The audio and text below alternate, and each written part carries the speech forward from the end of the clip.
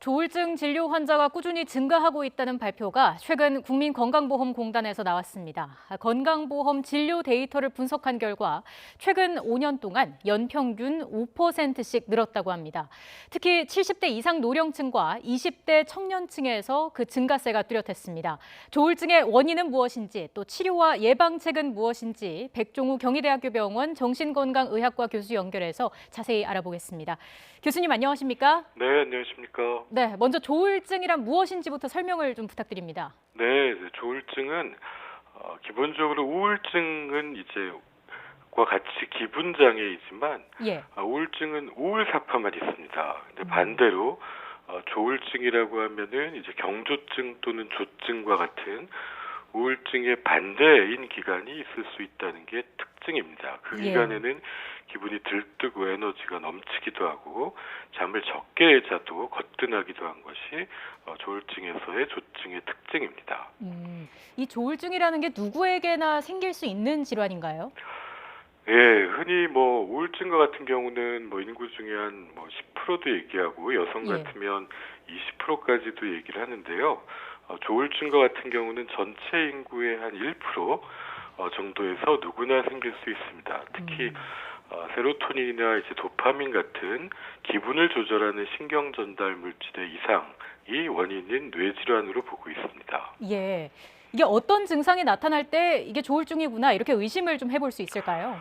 사실 뭐 이런 얘기를 들으시면은 내가 기분이 좋다 나쁘다 하는 거는 사실 정상 반응이거든요. 네. 누구나 뭐 상황에 따라서건 대인관계에 따라서 기분의 변동이 있을 수 있는데 조증이라고 할 수 있으려면은 어떤 일정한 기간, 최소 1, 2주 이상을 에너지가 넘치고 기분이 들뜬다든지 지나치게 낙관적이 되고 그러면서 여러 가지 어떤 목적을 가진 행동이 늘어나고 잠을 한 2~3시간만 자도 너끈하다든지 이런 에너지가 넘치는 기간이 지속적으로 나타나면 조울증을 의심해 볼 필요가 있습니다. 네. 그럼 그런 증상이 나타날 경우에는 어떻게 대처를 해야 할까요? 네, 그 조울증은 또 얼마든지 치료될 수 있기 때문에 예. 근데 그렇지 않을 경우에 상당히 많은 개인적인 손해, 대인관계의 문제, 직업에서의 어려움이 생길 수 있기 때문에 가능한 초기에 병원에서 진단받을 필요가 있습니다. 가족들이 좀 함께 노력할 수 있는 부분도 있습니까?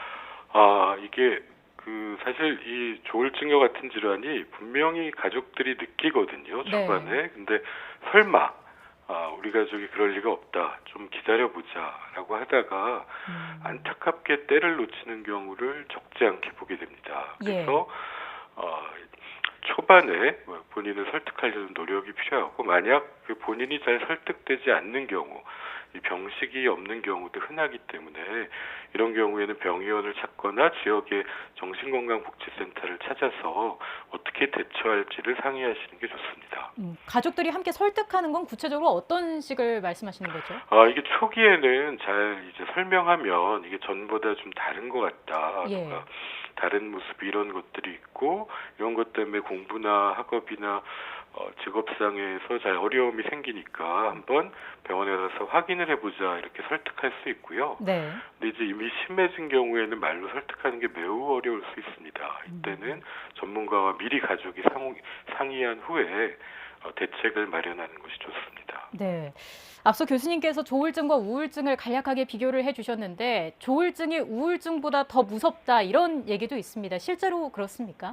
뭐 사실 좀 더 관심과 치료가 필요한 것은 사실입니다. 왜냐하면 네. 조증이라고 하는 것이 심할 때는 뭐 어떤 망상도 있을 수 있고 이것 때문에 본인과 타인을 다치게 할 수 있습니다. 예를 들어 조울증 같은 경우가 우울증보다도 자살률이 높은 것도 사실이고요.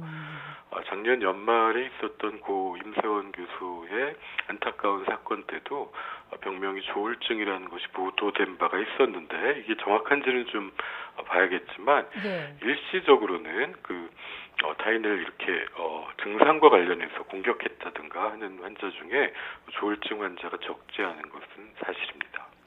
그럼 두 가지가 처방도 다 다르겠네요. 맞습니다. 조울증과 우울증은 어떻게 보면은 가장 조울증의 경우에 잘못 오진되는 경우가 우울증입니다. 조증을 놓치는 것이죠. 근데 조증 환자에게 이제 항우울제를 처방하면 오히려 악화될 수도 있기 때문에 정확한 진단이 매우 중요합니다. 예. 조울증이 좀 재발 가능성이 큰 편인가요? 네, 안타깝게도 한 15% 정도는 한 번만 앓고 한 번도 이제 재발 없이 사는 분들도 있지만 네. 약 절반 정도의 분들은 이후에 또 삶의 스트레스나 이럴 때 재발을 적지 않게 하는 게 사실이기 때문에 만성 질환으로 보고 지속적인 관리가 중요합니다. 예. 조울증 치료 환자가 5년 새에 21%가 증가했다고 하는데 뭐 의료진으로서 실감하십니까? 저희가 보기에 좋은 점은 이제 편견이 상당히 감소하면서 예. 스스로 치료를 받겠다고 찾아오는 분들이 많이 느셨습니다. 조울증에 대해서도 많이 알려지고 그래서 21%가 늘은 거는 결코 유병률, 그 질환 자체가 증가했다기보다는 치료율이 늘은 편이 좀 더 많다고 생각하고 있습니다. 실제 정신건강 실태조사라는 역학조사 결과에도 보면 조울증에 큰 변화는 없거든요. 네. 그래서 꼭 그 진단 자체가 늘었다기보다는 치료율이 늘은 쪽이 더 많다고 생각하고 있습니다. 아하. 이걸 좀 자세히 들여다보면 70대 이상은 주로 좀 증가율이 높았고요. 20대 네네. 청년들 증가율이 상대적으로 또 높았다 이렇게 나타나고 있습니다. 특별한 네. 이유가 있을까요? 이게 이제 아주 좀 인상적인 결과인데요. 예. 왜냐하면 조울증 자체가 25세 이전에 많이 발병하거든요. 네. 그렇기 때문에 20대 청년의 증가율이 높은 것은 이때에 발병하는 분들의 치료율이 높아졌다고 보이는 면도 있고 또 특히 최근에는 이제 20대가 여러 가지 취업의 어려움이나 각종 스트레스 때문에 네. 우울증의 유병률이 또 증가하고 있거든요. 그래서 이분들이 병원에 왔다가 또 조울증을 진단받는 게 아닌가 이렇게 생각이 되고요.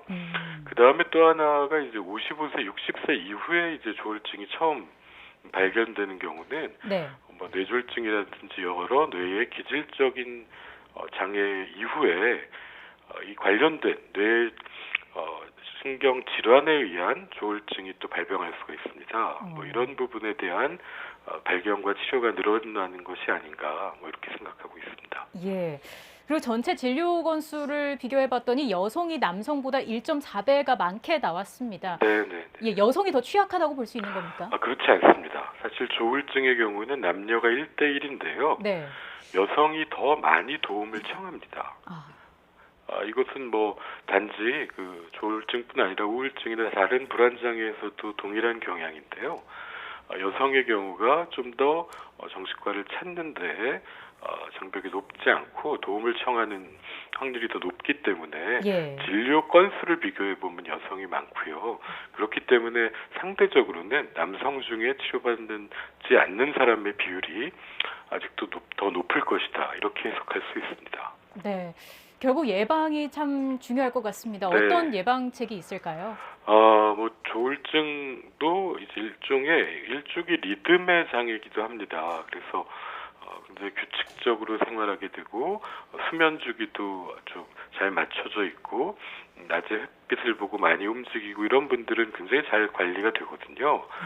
그래서 이 조울증의 재발을 막는데 제일 중요한 것 중에 하나가 이렇게 일정한 수면 주기를 맞추는 겁니다. 그래서 잠이 덜 오거나 못 자거나 할 때 항상 또 위기가 생길 수 있거든요. 예. 그래서 수면 주기를 잘 맞춰가는 게 가장 기본적인 예방책입니다. 네, 오늘 말씀 여기까지 듣겠습니다. 지금까지 백종우 교수였습니다. 고맙습니다. 네, 감사합니다.